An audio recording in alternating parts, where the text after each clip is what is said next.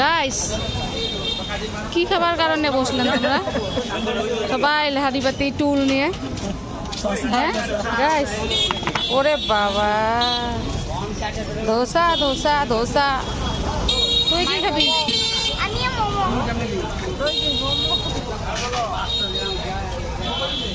মোমো নাকি বেলেগ?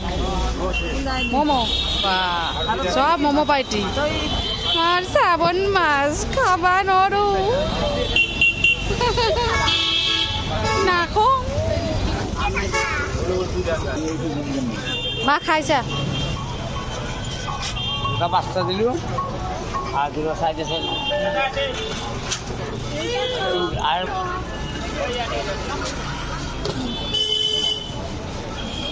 টেস্টি।